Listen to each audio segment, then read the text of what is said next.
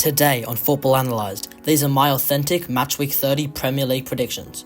Before we jump into the video, make sure you like and subscribe because I'm going to be posting high quality football content over 5 times per week. Let's go. First up, Newcastle versus West Ham.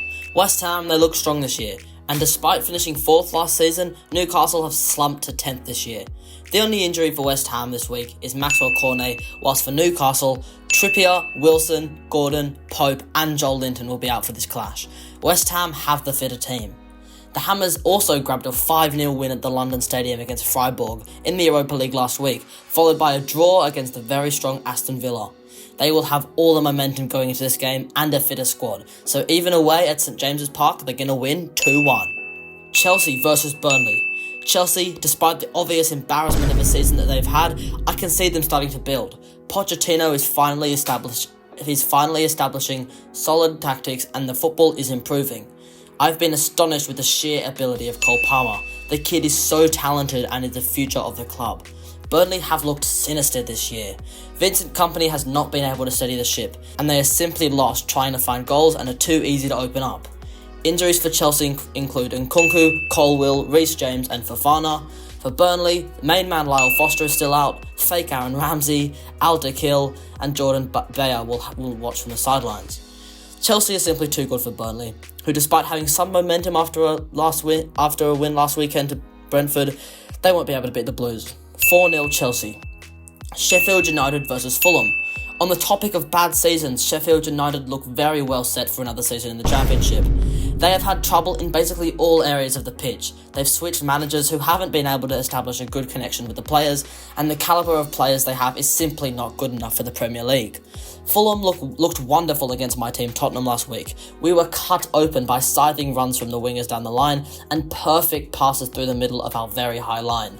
Fulham are in hot form. Sheffield's main man Cameron Archer, Mason Holgate, Chris Basham, Daniel Jefferson and John Egan are all out, leaving them with basically nobody. Fulham have Broja, Jimenez and Tete all out still.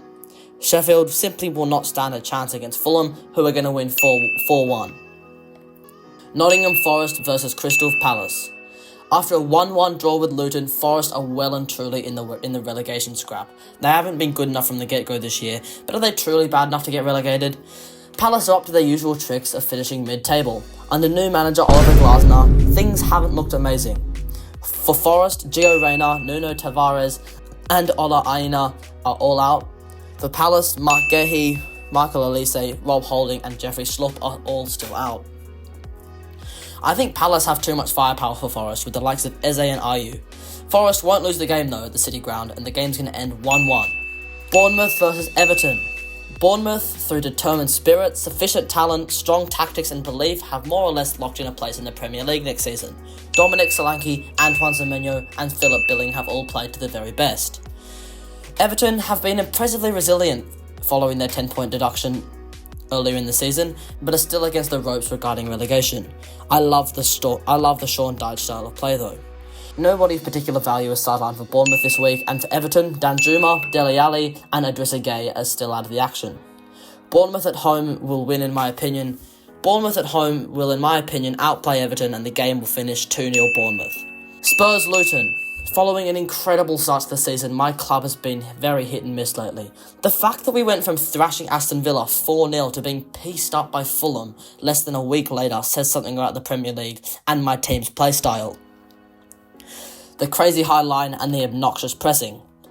Luton Town will give it all for a point, because a point for Luton Town now could spell renewal of their Premier League contract. They certainly have the talent and heart. Ogbene, Barkley, Morris and Chong have been impressive this year. Injuries for Spurs include a possible Mickey van der Ven, Richarlison and Fraser Forster. For Luton Town, Adebayo, Osho and Lokonga will all have to watch from the sidelines.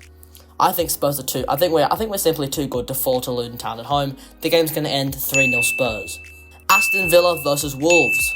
Aston Villa are very hungry for that sweet Champions League place. Following a draw at West Ham, it is paramount that they win this game. Wolves had looked deadly at times, able to lethally strike on the counter-attack with the likes of Pedro Neto, Mateus Cunha and Hwang Hee-chan. Injuries for Villa include a crucial Ollie Watkins. Ollie Watkins out, that could spell disaster. Tyrone Mings, Nicolo Zaniolo, McGinn and Kamara. For Wolves, starman Pedro Neto, Hwang Hee-chan and Cunha are all out, the three players I just mentioned. Both teams will be playing with significantly reduced squads, and this will lead to the triumph of the home team. Aston Villa will win 3-1. Brentford versus Manchester United. Brentford are quite simply collapsing. Following the injury of Mbeumo and the late return of Tony, they haven't been putting up results. They haven't won in over 7 Premier League games, and once you get started with negative momentum, it can be very hard to stop. Manchester United have stabilised, I think it's fair to say. Chelsea, Manchester United, even Arsenal a couple of years ago, they have this habit of having a completely shocking start to the season, leaving us all hoping that they get relegated, but then they seem to always level out and come top 8. Well, not Chelsea. Following the crazy last-minute win against arch-rivals Liverpool in the FA Cup, United will look good to get the result. Injuries for Brentford include Mbeumo, Rico Henry, Norgard and Ben Mee. For United, Johnny Evans, Luke Shaw and Lissandro Martinez will watch from the bench. Brentford look awful at the moment and are greatly reduced because of injuries. They will not stand a chance. 3-1 Manchester United. Liverpool versus Brighton. Liverpool are desperate to end Manchester City's 3-year reign over England. The strong tactical foundation Klopp has established, coupled with the sheer talent that the players possess, makes them a tough opponent on any day. Brighton have been very hit and miss lately. Deadly on their day, but sometimes they just collapse, as we saw against Roma in the first leg of that Europa League tie. They lost 4-0. Injuries for Liverpool include Konate, Jota, Alisson, Thiago and Joel Matip. For Brighton, injured is Matoma, Lamptey, João Pedro, James Milner and Solly March. Both teams are significantly reduced due to injuries, but Liverpool are simply too good and will win 4-2. Manchester City versus Arsenal. Consider this the main event of the Premier League Matchweek, a game that could crush dreams or make them come true. Manchester City are, as always, dynamic and unplayable on their day. Pep Guardiola's magnificent tactical decisions, like starting John Stones centre mid, are working as always, and they are my favourite to come out on top of this title race. Arsenal are back with a vengeance after last year's 5-point defeat to City for the title. Their consistent play style of patient build-up and set-piece dominance is hard to come across anywhere else. Injuries for City include a possible Kevin De Bruyne, Ederson, Jack Grealish and Matheus Nunes.